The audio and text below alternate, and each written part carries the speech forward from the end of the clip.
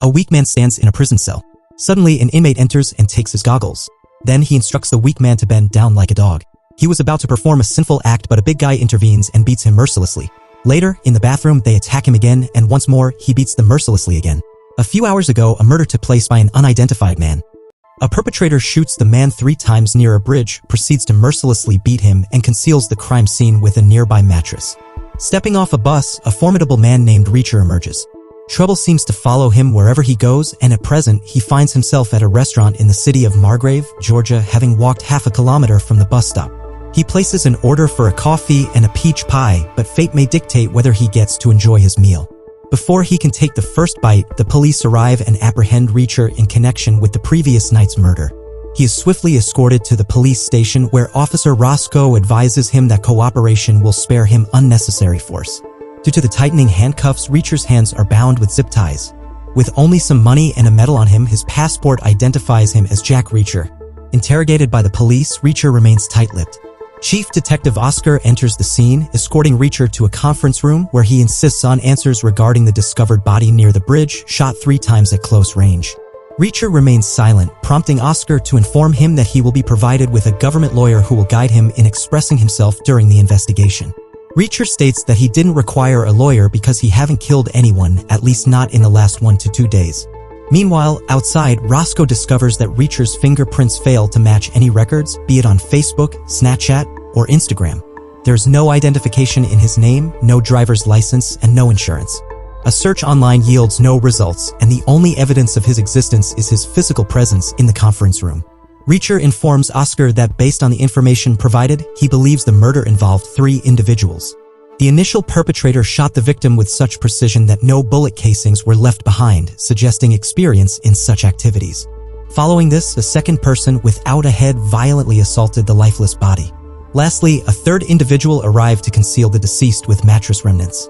Oscar challenges Reacher's narrative, pointing out that a tall man resembling him was spotted near the crime scene.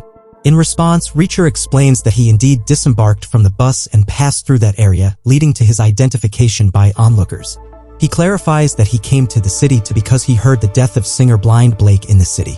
Oscar proposes that if Reacher can establish an alibi by proving he was on the bus during the time of the murder, he may be deemed innocent. The police have obtained a phone number from the deceased's shoe, initiating an investigation, and Reacher is advised to remain in custody until further developments occur. Subsequently, Roscoe and Oscar encounter Paul, whose number was discovered near the deceased. Oscar inquires if Paul possesses any information about the dead body. Paul's gaze shifts nervously towards a black car parked outside, prompting him to admit to Oscar that he is responsible for the person's demise. They ask to confirm if Paul shot the victim in the face with a gun and subsequently burned the body. Paul agrees to him. Roscoe and Oscar understands that Paul is lying. They transport him to the police station, placing him in confinement with Reacher and instructing them not to leave. Reacher, breaking free from his restraints, exits the cell. Oscar, upon Reacher's release, discloses that Paul resides in Margrave City and has no prior criminal record, but Paul claims he was responsible for murder. Reacher assumes this as a positive development and requests him to leave him alone, but Oscar remains skeptical, believing Paul's confession to be lie. Consequently, Oscar brings back Reacher to the police station, explaining that he must spend a week in jail alongside Paul in the hope that the truth will emerge. Reacher expresses disbelief, arguing that Paul has already confessed, but Oscar claims that he still thinks Reacher is the murderer and sees it as an opportunity for Reacher to prove his innocence. He tells Paul to remove his watch and ring, cautioning that he might be robbed upon entering. There seems to be an attraction from Roscoe towards Reacher. Subsequently, they are transported to jail where Officer Spivey instructs them to follow the yellow line. Once inside, they are given jail clothes and undergo a thorough check involving the removal of all their clothes. Reacher suggests that the investigation should be completed without causing harm. Spivey, feeling intimidated, hastily locks them in the cell without completing the check. At the break of dawn, the cell doors open, prompting Reacher to quickly go out and return, avoiding encounters with multiple life sentence inmates outside. He reclines on his bed while Paul stands against a wall. Soon, a prisoner and his 2 companions enter, demanding Paul's shoes and glasses. The prisoner shatters Paul's glasses and instructs him to remove his pants. At that moment, Reacher intervenes, positioning himself between them, warning them to back off before he counts to 3. When the count reaches 2, Reacher takes action, beating the prisoner and snatching his goggles.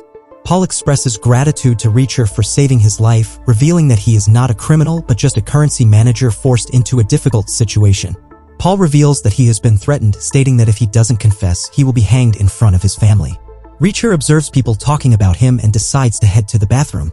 The individuals who were eyeing him also follow him into the bathroom surrounding him. Reacher warns them to leave before he counts to 3. As he begins counting, he notices their reluctance and counts again until 2 before swiftly and skillfully defeating all the assailants. Guards arrive, questioning their presence, and escort them to the correct room. It becomes apparent that Officer Spivey intentionally placed them in a room with life sentence inmates earlier. Meanwhile, Roscoe informs Oscar about Reacher's background as a decorated soldier who received various medals for his heroic actions during the bombing of Kandahar Marine Barrack. Oscar dismisses her, ordering her to leave his room. The following morning, Paul confides in Reacher, expressing concern that he will be killed once released on bail. Reacher also is puzzled about the motive behind why they targeted him, the intentional placement in a room with dangerous inmates, and the subsequent attack by prisoners. He fears he won't survive once outside. Both are eventually released from jail, with Paul's wife securing bail for him. Roscoe arrives to pick up Reacher and shows him bus CCTV footage proving he was on the bus at the time of the murder. Reacher, accompanied by Roscoe, goes to buy new clothes, during which she inquires about his family. Reacher reveals that everyone is deceased except his brother Joe, whose whereabouts are unknown. Then Roscoe inquires about the source of Reacher's expenses. Reacher explains that he receives his pension on time. She leaves him in the city, inviting him for dinner later that night. The news of the unfolding events spreads rapidly in the small city, and all eyes are on Roscoe. Reacher goes for a haircut and notices a recently polished booth. The barber informs him that Mr. Kleiner oversees all the city's affairs and is involved in major businesses. Soon, Junior Kleiner, accompanied by his cousin, approaches Reacher in a black car. Junior mentions the recent accusations against Jack Reacher in the newspaper, which were subsequently dropped. He warns Reacher not to cross a line that they cannot forgive, and after the threat, they depart. In the evening, Reacher heads to the police station for dinner with Roscoe. However, they learn of another body found, identical to the previous one, prompting them to investigate further. Oscar questions Reacher about Paul's disclosures in jail, but Reacher claims ignorance. Oscar informs Reacher that he'll be under surveillance until the forensic report is available and suggests his cooperation in the case.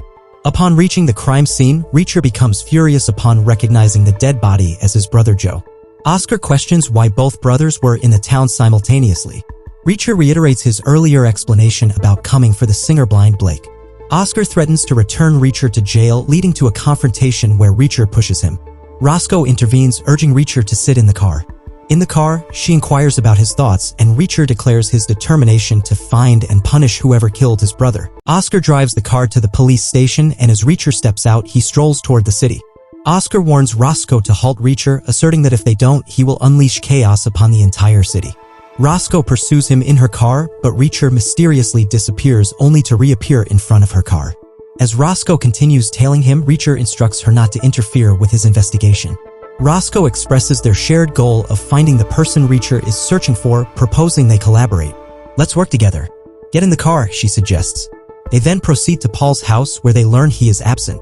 Paul's wife, acknowledging Reacher's reputation as a helpful individual, mentions her husband's role at the bank but expresses concern over his prolonged absence. Reacher requests to use the restroom but instead heads to Paul's room to investigate. Discovering a seat in Paul's shoes, he thanks Paul's wife and leaves the house. Outside, he informs Roscoe of 2 critical revelations.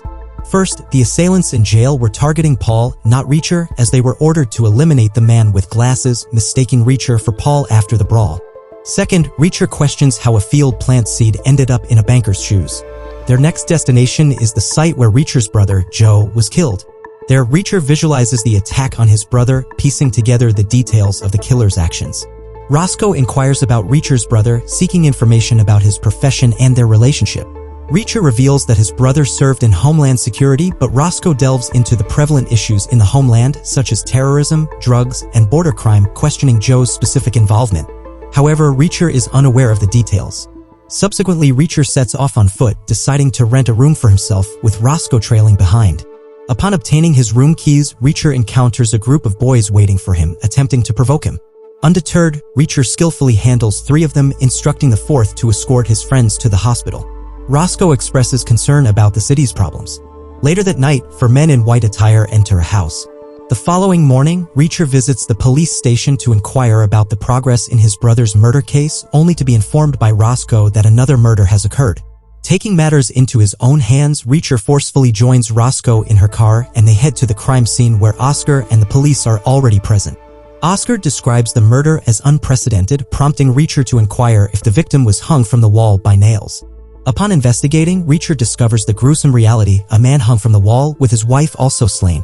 Oscar questions how Reacher deduced the method, and Reacher reveals that Paul had mentioned a similar threat while in jail.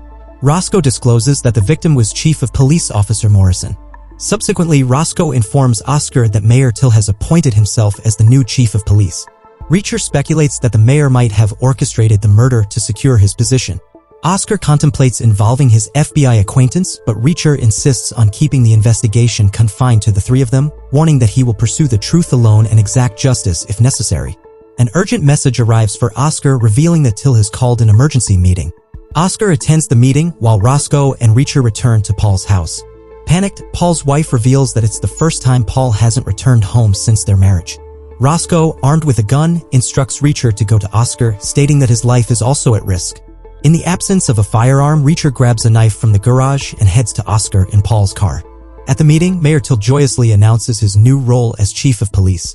A dissenting voice in the crowd suggests that the city has been murder-free for 2 decades, and now, with Reacher's arrival, 4 killings have occurred. The crowd demands Reacher's arrest, unaware that he is present. Mr. Kleiner intervenes, revealing Reacher's identity and emphasizing his quest for justice following his brother's murder. After the meeting, Oscar discusses the investigation with Mr. Teal, expressing his efforts to discern a pattern in the killings.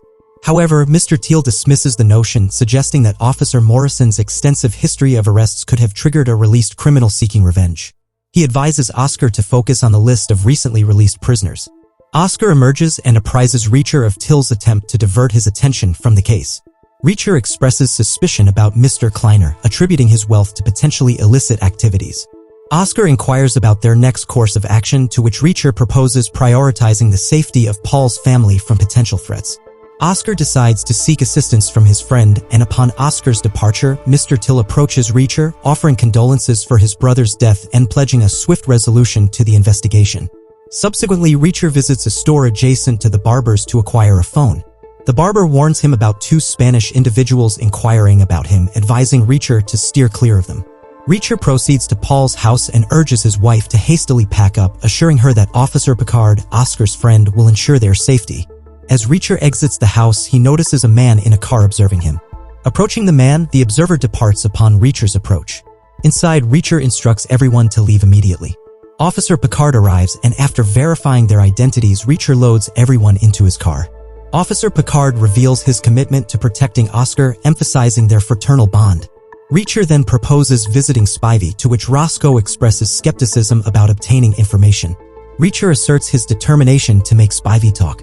Assuming the guise of Officer Oscar, he calls Spivey, discussing mistreatment of a prisoner named Reacher in jail and claiming an intention to file a complaint, all in an effort to elicit a response from Spivey. Subsequently, Spivey suggests meeting at a bar. When Reacher encounters Spivey, the latter discerns that he is not Officer Oscar based on the conversation. Simultaneously, the 2 Spanish individuals reappear, instructing Reacher to lie down in the car's trunk. Unfazed, Reacher dismisses the idea, prompting a physical altercation. The Spanish boys display remarkable fighting skills, indicating professional training. As the police arrive, all 3 parties disengage, evading any further conflict. Reacher heads to the police station, informing Oscar and Roscoe that he couldn't interrogate Spivey due to the skilled resistance from the Spanish individuals, who seem to be trained soldiers. Frustrated, Reacher attempts to visit Spivey's house, but Oscar intervenes, advising him to rest and delegate the task. Oscar instructs Roscoe to accompany Reacher to his hotel, but instead, she takes him to a bar where they enjoy beer and dancing. Later, they decide to head to Roscoe's house, only to find the road blocked due to heavy rain. A police officer halts them, prompting them to secure a room in a nearby hotel for the night. The following morning, as they return to Roscoe's house, they discover the door ajar. Roscoe retrieves a gun from her car, and upon entering the house, they realize that intruders had been there overnight. Although no one is present, a foreboding message is left behind: "See you soon." Next, we realize that the situation is heated, so Reacher demands a gun from Roscoe. Then Roscoe offers him a gun in her personal name. The weapon was also as tough as Reacher. Then Reacher walks out and tests the gun, since you should never trust a weapon unless you see it in action. Then Reacher and Roscoe head to Oscar. Roscoe informs Oscar that those people came to assassinate her last night. They left a threat since she was not home. Then they visit the forensic lab and meet Jasper. Jasper informs them that the second body is that of Pete Jobling. He was a truck driver. He was 43 years old. He is married and owns a home in Atlanta. Except for the wrong driving case in 2018, he had no criminal charges. Then Roscoe receives a call from Secret Service officer Molly Beth. She mentions that I work with Joe. Then she hands Reacher the phone and informs him that Joe has died and he is his brother and asks, could you explain why he came to Margrave, Georgia? She claims that I am unaware of the departure, but he was on a secret assignment. Roscoe inquires as to the nature of his previous work. Molly claims that he used to deal with fake money and fraud. He once assured her he was going to shut down the fraudulent business. Then Reacher asks, can she give him a hard copy of his files? This is something no one should know, he tells. Molly estimates that it will take a day or two to prepare the copy. Then Oscar adds so many murders for fake notes. According to Reacher, individuals kill themselves for $20. This is a huge thing. Then Oscar tells he will go to the Spivey's house as he live in another state and tells Reacher to look for the case filed against the victim truck driver in 2018. Then Roscoe goes to the police station and informs Teal that several guys came to her house at night. Thank goodness she wasn't home. Then Stevenson approaches Roscoe and asks whether you have any information about Paul or his family. His wife and Paul's wife are cousins. His wife is concerned, but Roscoe rejects him. Then Teal contacts Stevenson and asks him to his home. On the other side, Oscar visits Swipey's residence. Nobody opens the door. Then he enters the house like a burglar. While entering, he notices a lady from the neighborhood. Then Oscar searches the house for quite some time. He then checks Swipey's phone. He'd contacted Kleiner's office several times. But suddenly 2 police officers arrive and arrest Oscar as a thief. Reacher travels to the insurance firm that insured the truck driver Pete Jobling's truck. He requests the officer for his claim file, but the officer refuses. Then Reacher shows him some love and the officer gives him the documents. Oscar was also bailed out. The police officer apologizes to him for not knowing he was Oscar, the chief detective. Roscoe becomes enraged with the cops since he had no idea that robbers never wear coats and pants when they loot. Then they all meet at a restaurant. Reacher reveals that they work for Kleiner Industries, the firm that owns the truck. Kleiner covered the truck driver's legal expenses when he got into difficulty. Oscar claims that he went to Spivey's place. It appears that he fled the city. But before fleeing, he called Kleiner's office several times. All of the evidence leads to Kleiner. It's probable he requires vehicles to transport fake notes from one location to another. The path ahead is full of thorns. Oscar claims that the evidence obtained unlawfully is invalid. Then Reacher and Oscar decide to visit Kleiner's office. Then they both visit Kleiner's office. Oscar asks, do you know Swipey? He has contacted your office numerous times during the previous 3 days. And a dead man named Pete Jobling used to drive a truck for you. You had also paid his legal fees. Mr. Kleiner claims that my goods reach every corner of the country. My legal staff is always ready, so that if a truck driver gets into problems, he can be promptly evacuated from the situation, because the supply of commodities should not cease. And as far as Spivey is concerned, it is possible that his acquaintance works for his company and with whom he was attempting to communicate. He says he realized that you're doing your job, but to remember that he have spent a lot of money on this city. And now he is feeling degraded of answering questions about murder. Kleiner claims that if you spend my time without proof, the people of Margrave will be unhappy with you. Before leaving, Oscar threatens him. Then Kleiner contacts security. The security guard shows him the route out of the bar. Then Reacher informs him that he should not stay in his residence any longer because he may end up in the same as dead Officer Morrison. Then Roscoe and Reacher proceed to help Oscar pack his belongings. Oscar advises Reacher not to be in a rush. Reacher says, it's my last job, not the first, and he have plenty of time to revenge my brother's death. Roscoe claims that we had 3 hints. Spivey fled, Paul is untraceable, and Pete Jobling was killed. Reacher says that he'll find Spivey. Roscoe discovers Junior Kleiner at the gas station. He asks why she is hanging out with Reacher these days and are there fewer boys in the city, and says Reacher must have informed her about Baghdad, how he murdered innocent people. He was likewise cleared of the accusation due to good connections. He says he believes Reacher is the murderer. Then Roscoe leaves. Then Oscar goes to meet a woman. She was the manager of the same bank where Paul used to work. She informs us that Paul was a currency manager at her branch. However, he departed her bank a year ago. There, Reacher visits the pub outside where he had met Spivey. He gives money to an old man and seeks to learn about Spivey from him. But a tall, overweight man comes and tells him that he won't say anything and go to another bar. Reacher beats him up again, this time without counting. Then, without asking, he informs him that Swipey has left with 2 Spanish boys. He was in a rush. Then when Reacher gets in his car, he notices in the rearview mirror that the same black car is following him. Then he gets out of his car and returns to the bar. He goes to the kitchen, picks up the gloves, and returns to his car. Then he drives away. He recognized that the same Spanish boys were following him in the black car. Then he steers his car into a desolate spot and jumps out. The Spanish boys then stop their car and begin searching for the Reacher with their guns. They assumed the Reacher had arrived to this residence.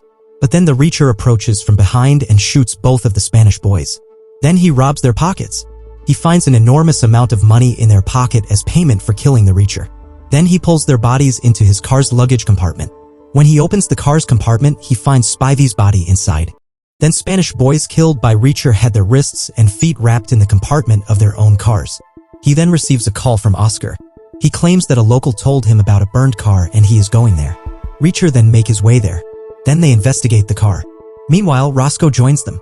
They then extract the VIN number from the burned car. Oscar notes the VIN number. Then Reacher informs them that the Spivey has also been dead. Then he instructs them to hide the bodies of the deceased. He didn't want anyone to get to the bodies or the state police to be involved. This could jeopardize their investigation. Roscoe also follows Reacher. Roscoe, seeing the bodies, asks Reacher what occurred in Baghdad.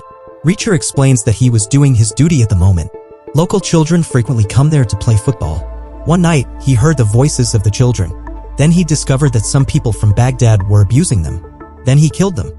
The Iraqi police asked him several questions and discovered that whatever he did was perfectly correct. Then they take the Spanish boys' car to the airport and park it. They conduct this task in secrecy and with intelligence, ensuring that their faces do not appear on any CCTV cameras. They then head to a nearby hotel room. Reacher informs the receptionist that we require a room above the 3rd floor. Roscoe wonders where all this money came from. Reacher claims that they paid big money to kill me. It is the same money. When they get to the room, Molly Beth calls them. She claims that she obtained critical information from Joe's files.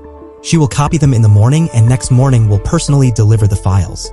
Reacher says he can't meet her at the airport. A lot of people will be watching there. He instructs to exit the airport and take a train to a station. She claims Joe constantly mentioned him. He said that he was a good guy. Then she hangs up. Reacher was likewise saddened by the thought of his brother. Then Roscoe and Reacher made love with each other to ease their sadness.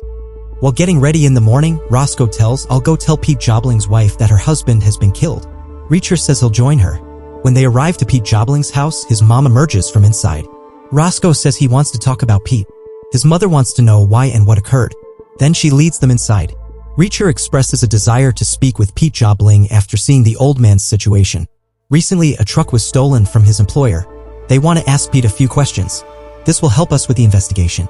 Then Pete's mother gives him an address where he lives with his wife. Roscoe walks out and asks him why he didn't tell the truth. He thinks he would have become upset and we don't have that much time. On the other hand, Teal summons Oscar and informs him that he has heard that he had threatened Kleiner. He tells Kleiner is an important resident of Margrave City and we should not receive any complaints about misconduct with him in the future. And absolutely, you will no longer work on this case without his permission, otherwise you will lose your job. Then Stevenson arrives and informs Oscar that his father has called. The phone call belonged to Oscar's friend Picard, not his father. They were communicating in code words. Picard orders Oscar to go somewhere, but Oscar responds that I will send him his friends. Then Picard informs Paul's wife that he must go alone to provide critical information. He'll be back in a few hours. Until then, his weapon will protect you. Then Roscoe and Reacher meet the wife of truck driver Pete Jobling. They inform her that her husband died. She claims she don't have any regrets. She claims that Pete Jobling had an illegal business with Kleiner. She used to stop him and they would fight. He used to transport an air conditioner to Miami. Then she leads them to the garage and mentions that there may be a few units lying about. She never checked. When checked, it was discovered that the air conditioner box was empty. She claims that every time Pete received a call, he would leave the house. He didn't return home for several days. Now she is selling this house and moving in with her parents forever. Then Oscar calls Reacher and provides them the address where they must meet Picard in normal uniform. On the way, Reacher mentions that Pete Jobling must have taken fake cash notes in the empty boxes. And he must have been traveling through these boxes. He hoped Joe's files will clear it all. They then travel to meet Picard on a narrow pathway. Picard tells them all about the burned car. Picard explains that the car was rented and reserved under the name of Ron Hessley. A hotel room with the same name was booked 40 miles from Margrave. Reacher believes my brother used this name. Picard then gives them the hotel's address and leaves.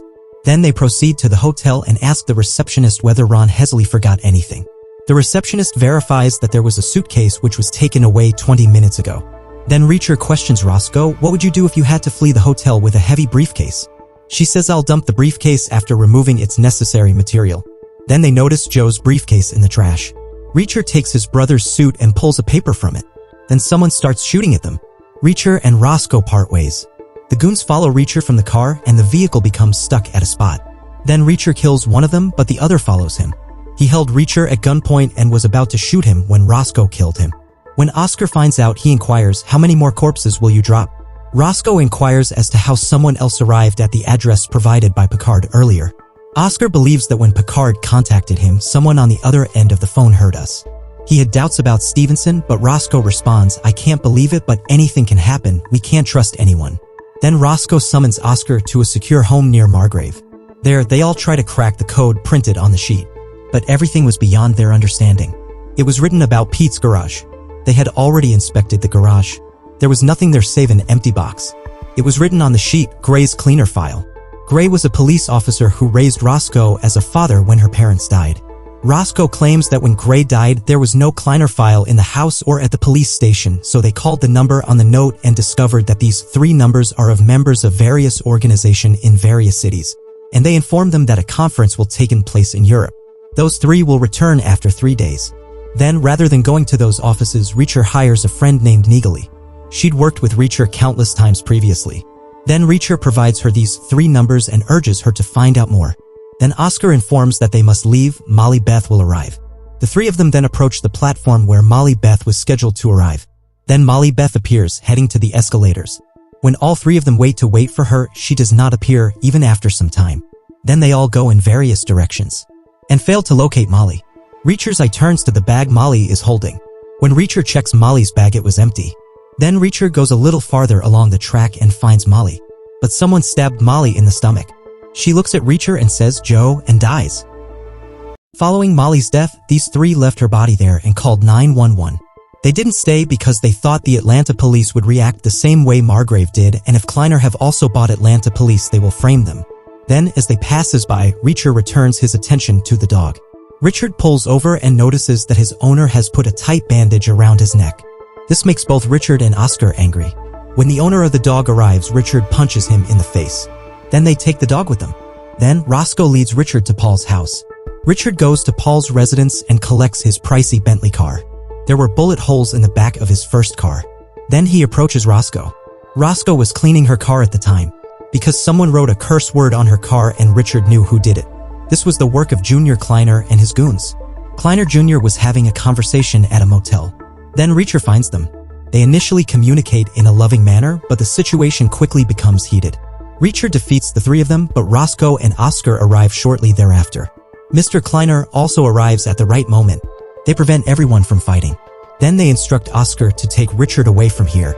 Oscar questions why he should follow his orders. Then an old man there says, these kids were sitting here comfortably before. After Reacher arrived, the fight started. Richard then informs Junior Kleiner that they'll see him soon and leaves. Then Teal calls Roscoe. Teal fires her. When Oscar inquires, she responds that she did not file the report of the burned car. So, for failing to execute her job correctly, he dismissed her. So, she asks what we will do now. Richard says we'll finish Joe's pending work. Oscar states that the meeting has over since it's 3 days, thus they must not have returned yet. As soon as they arrive, Neagley will inform them and we've already seen the garage. Now only remains Gray's file. Reacher asks if Gray ever given her a gift. Roscoe claims that Gray gave her the gun, which she gave him. Then they proceed to check the contents of his box. After thoroughly inspecting the box, they recover a key from within. They now needed to figure out which lock this key was for. Roscoe claims that his entire week was spent at home or at the police station. He would go get his hair cut once a week. Reacher questions why the man needs to get his hair cut once a week because his hair is already very short. Then they visit the same barbershop. The barber brings them a box and says Gray left it for them. When they open the box, there are a number of archives and files inside. Then they sit and go through all of the files. It was too late, so the barber prepared a sandwich for them. After reviewing these files, they discovered that Kleiner's money was leaving and coming from outside. Kleiner had bought the loyalty of the residents of Margrave City so that if anyone spoke out against him, everyone would defend him. Roscoe wonders why he chose Margrave City. Then Reacher tells everyone on the map that Kleiner chose Margrave because it is easy to transmit fake currency notes from here to the surrounding area. There are no police on their way. Roscoe realized that these people must have also murdered his Uncle Gray. Then she lashes out in rage. Then when Reacher walks out, he receives a call from Neagley. She informs him that she has critical information. Then she invites him to come to Memphis and meet her. She does not give him her proper address. But Reacher understood her. She will undoubtedly stay somewhere close to the bus stop and where there will be plenty food and beverage options. Reacher discovers her. Neagley says, "I knew you'd find me." Then she informs him that she found about the numbers he gave her. But they've all been killed. Their bodies were severely crushed after the killing. Richard claims that the same thing happened to his brother. Nestle thinks that indicates you'll be burying everyone dead now. Richard says, "I've already started this work." Neagley advises that to take care of himself because they have no fear of killing. Otherwise, given his size, it will be like losing two friends at the same time. Roscoe gets to Teal and begins hitting him. Then Oscar takes her out of there and tells her that she shouldn't have hit him like that. He can now issue a warrant against her and have her killed. Then he transports her to a hotel since there is a threat at her home. She receives a call from Reacher. She states Pickard had said that if he does not find someone else to care for the Paul's family, he will lose his job. That is why she is heading there. Then Oscar claims that we did not receive entire information in Gray's files. So he'll go at night and look over Kleiner's files as he is aware that there is no security camera there. Then Oscar sneaks into Kleiner's office at night. He quietly climbs to the top of the building, uses a key to open the door, and enters. When he enters Kleiner's office, he discovers that someone has slashed Kleiner's throat and killed him. Oscar claims that this proves Kleiner's innocence. Oscar informs Reacher about Mr. Kleiner's death. Reacher believes that someone as strong as Kleiner dislikes all of this. Then Reacher wonders if Heavey left any proof and you should surely go there and look. Oscar says, "I won't take my car because everyone recognizes him and Bentley is such a high-end vehicle that everyone's attention is drawn to him." Then he gets a message from Teal and summons him to the police station. When Oscar arrives at the police station, Teal informs him that Mr. Kleiner has been killed. The forensic team has arrived there. Oscar says that he'll go and see. But in the meanwhile, Junior Kleiner arrives. He gets angry with Oscar and accuses him of defaming his father's name. Oscar claims that he was doing his job. Teal then informs Oscar that he will not visit the crime scene until the situation has calmed down. Reacher goes to blacken the windshield of his car. The mechanic advises him to take his car back in 3 days. Then Reacher borrows his car for 3 days. Picard takes Roscoe to the Paul's family. Roscoe will now take care of them while Picard will go back to his duty. Picard advises to keep the doors closed and escape if felt threatened. In contrast, Reacher and Oscar keep a close eye on the Kleiner's warehouse. Oscar was afraid that he would be blamed for murder. Then Reacher sees Kleiner's nephew and tells that Kleiner died less than 24 hours ago and the work already started here. They are absolutely going to supply fake notes. Then they talk about following the truck. Now that it was night, Roscoe and Paul's family were enjoying dinner. When Roscoe looks outside, she senses someone's presence. Roscoe suggests that she will step outdoors to see. If they hear her scream, they have to run to the forest. Then she heads to the forest to see where the light is coming from. She notices a car with 2 men seated on it. Then, by mistake, Roscoe's feet make a noise and the men begin follow her. Roscoe runs away, then she goes to the home and screams, "Run away." Paul's family likewise starts racing towards the forests. These men were continuously following them. Then Roscoe chases them into the dense forest and attempts to kill them. She succeeds in killing them. Reacher and Oscar were always following the truck. The truck eventually comes to a stop in front of a motel late at night, and the Kleiner's nephew goes into a room and stays there. They wait for the room lights to turn off. Then they check the truck. Reacher climbs on top of the vehicle because he is aware that the roof is composed of a thin sheet to minimize weight. Then he tears the roof and discovers that there is nothing in the truck. Meanwhile, the Kleiner's nephew arrives. He inspects the truck extensively. Given his level of stress, it appeared like there was something in the truck. But once he leaves, Reacher exits the truck and assures Oscar that the truck is absolutely empty. Now it is morning. Roscoe was still searching for Paul's family members. Finally, she finds Paul's wife, Charlie. Roscoe adds, "Don't worry, they won't follow us." Then Roscoe states, "There is a highway nearby. We will not be afraid of anyone." Then they head that route. After a while, they arrive at the restaurant. Roscoe asks Charlie, "Didn't you know Paul had left the bank a year ago?" Charlie answers, "Yes, I knew." Then Charlie mentions that Mr. Kleiner wanted to meet Paul. That day, Paul was overjoyed and went to meet him. Mr. Kleiner told he wanted to include Paul in Kleiner Industries. This was something of deep respect for Paul. Kleiner then told him that he will take him Venezuela and take his test. If he passes it, he will receive a good pay. Then Paul passes his test in Venezuela. Kleiner then agreed to pay 4 times the wage. However, before they finalized the transaction, he told Paul his partner would like to speak with him. He is at a nearby stables. Then they walk to the stables. According to Kleiner, these horses were very uneasy on their first day here, but they soon adapted to their new surroundings. Then he said because the money he deposited is linked to an international fraud enterprise, and now he is also involved in this unlawful activity. He was able to pay him such a large wage because he printed this note himself. And Paul have just helped to whitewash his dark money, and now he is trapped in a vicious circle from which he will not be able to escape alive. Now there is no place in this planet is safe for him right now, and if he notify the cops, he will be imprisoned for 30 years. Now he continue with his job, and Kleiner will continue to protect him from all the dangers. Then Mr. Kleiner goes and the stable's doors closes from both sides. At night, some goons capture a man and severely beat him. Next, nails are hammered into his torso and hung on the wall. He also then threatened Paul. After that, Paul carried out what Mr. Kleiner requested. On the other side, Pickard arrives at the restaurant. Then they all settle down in their cars. There, a man attacks Reacher and he engage in a fight. After an extensive fight, Reacher strangles him with his tie and kills him. Next, we see Stevenson and his wife chatting. Stevenson's wife asks whether he knows anything about her cousin and husband. Stevenson answers no, he doesn't know anything yet. Teal is preventing them from working correctly. Teal fired Roscoe since she punched him. Oscar has gone missing. Only Baker and he are left at the police station. He believes Paul and her cousin Charlie are dead or in serious trouble. Stevenson's wife was also pregnant. Then a black car arrives and stops outside their house. Four killers arrive and leave, all wearing the same rubber shoes. They start heading towards Stevenson's house. The next day, Reacher and Oscar attend Mr. Kleiner's funeral. Oscar abandons Reacher in the car and proceeds himself.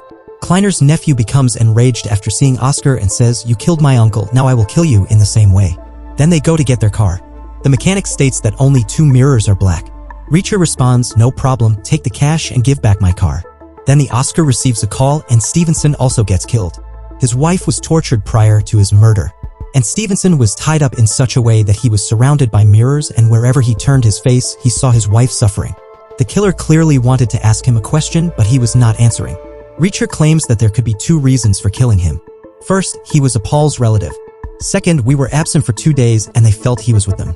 If he had actually been with Reacher, they could have saved all 3 of them. Teal then calls them out. Teal informs Oscar that he is firing him. He is not doing his job properly and tells before he dies, "Go far from here." And he also warns Reacher that he is not police officer, go away or else he will arrest him. Teal continues saying he will recruit good police officers now. Following his departure, Oscar tells that as Stevenson Sr., I must go to his parents and inform them that Stevenson and his wife are no longer alive. Reacher says I'll take Margrave's last police officer to eat lunch with him. According to the baker at the restaurant, he have known Stevenson since he was little. Baker asks what are his thoughts on who is killing these people? Reacher claims that Morrison, Kleiner, and Stevenson were all brutally murdered. They had gone to murder Roscoe, but they did not pursue him. Reacher says he was with Roscoe when they went to kill her. When Pete Jobling and his brother were killed, he was in Florida. Baker responds, but my job is to suspect outsiders first. Reacher says I am not the only outsider here. Oscar has also visited here a year ago. Baker starts thinking. Reacher says that any time he makes move they are always 1 step forward than him and killed every target. Reacher adds he must have sensed something weird in Oscar. Oscar went to ask Paul, and Paul agreed to Pete Jobling and Joe's murder. Something's wrong. Tonight he'll visit Paul's residence, and he'll give a thorough inspection. Maybe he would get a clue. Baker tells Reacher if he get any ideas, please let him know. Reacher then proceeds to acquire some clothes for himself. He liked the knife there and buys it. Then he visits Paul's place at night. He goes there, turns on the television, and raises its voice.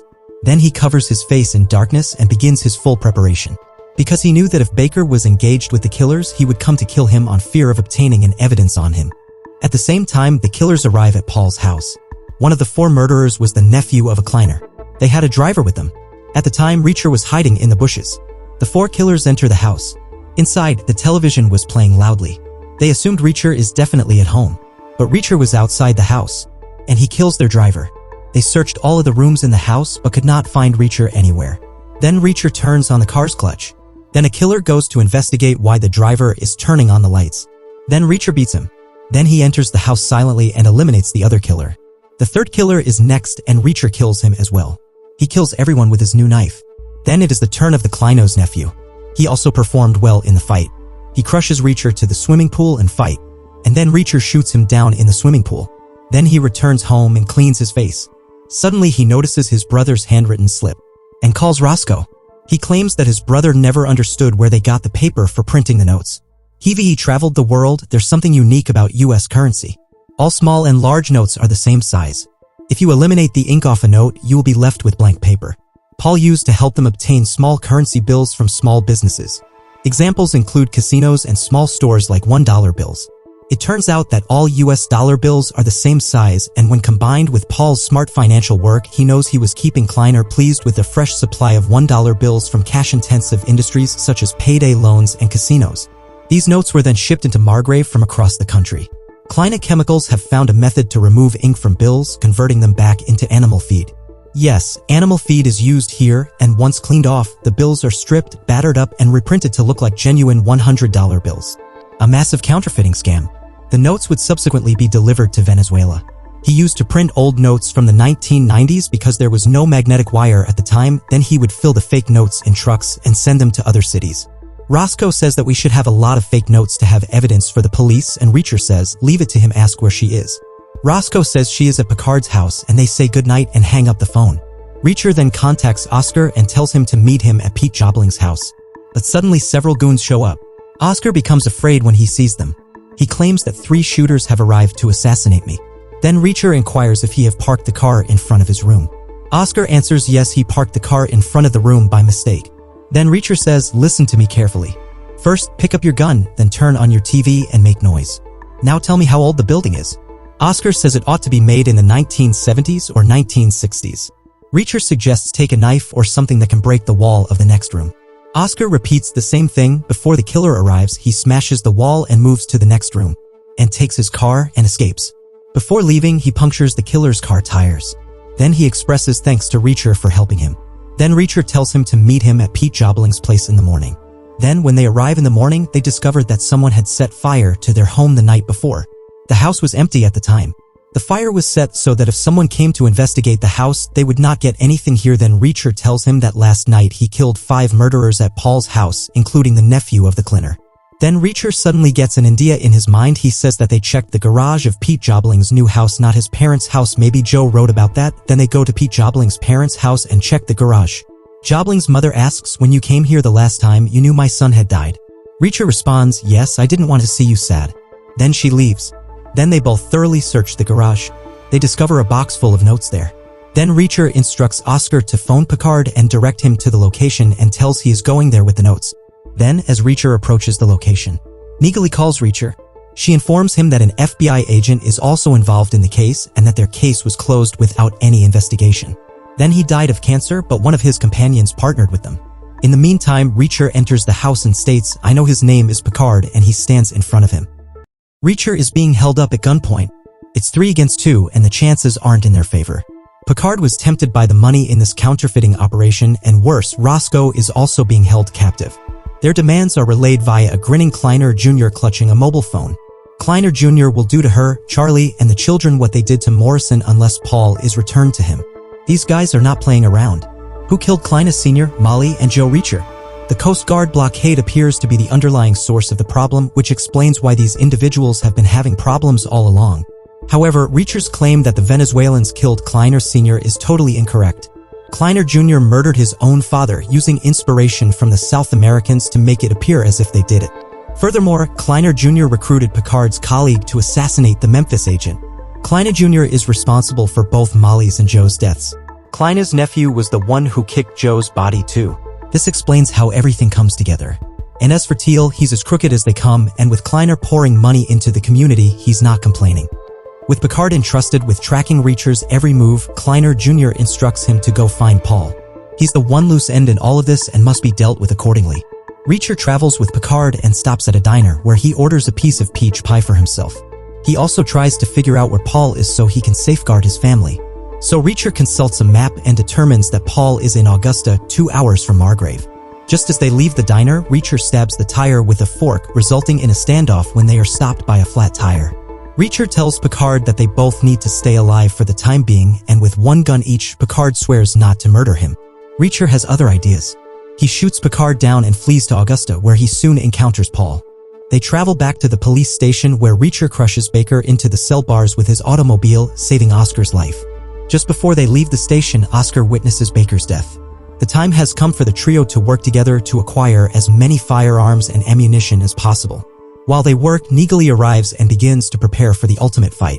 Naturally, they arrive at Mosley's to devise a strategy to break the youngsters, Charlie and Roscoe, out of Kleino's warehouse. The last fight begins with Reacher creating a fire to distract all of the guys inside. Paul's job in all of this is to get his children and wife out of harm's way while Reacher, Oscar, and Neagley collaborate to eliminate as many of Kleino's thugs as possible. Of course, this leads Reacher to Roscoe and Charlie, whom he saves and unties. There are some notable one-on-one clashes here. Picard and Oscar fight, with the former appearing to have healed from his gunshot wound and returned to the warehouse ahead of them. Anyway, that doesn't last long before Oscar absolutely crushes him to a pulp. Meanwhile, Roscoe and Teal square off. Given what happened to Gray, there is clearly bad blood between them, and she finishes it with several gunshots to the head, one of which goes directly through his eyeball. This leaves Reacher to pursue Kleiner Jr., who, of course, speaks like a true evil. This gives Reacher enough time to pursue him, get the jump, and eventually burn him to death. Reacher survives the explosion and instantly hugs Roscoe as they kiss. It's over, the wicked people have been killed. Following this, Roscoe affirms that Reacher must stay to answer some questions. That is not who he is, and he tells Roscoe that he must keep pushing forward. She does, however, hand out an empty Clark bar with her number on it, an inside joke the two exchanged earlier in the season. Roscoe intends to rebuild the town, though Reacher advises she run for mayor. After all, there is now an open post. After saying his goodbyes to Roscoe, Reacher does the same thing for Oscar. There's a new level of respect between the two now, typified by him buying the pair a slice of peach pie. This has been something of a recurring joke between the pair, this idea of not eating fatty food, and seeing Oscar do just that shows a shift in his character. Oscar is going to go back to Boston. He stopped spinning his life away and is actually going to live his life properly now. He's also adopted the dog for himself too, which he's decided to name Jack. Just before Reacher leaves town, he drops by the spot Joe died and buries his medal as a sign of letting go of the past and moving on. As Reacher gets back on the road, the first season ends here. Please subscribe. I will be uploading second season soon. Thanks you for watching. Please like and share also.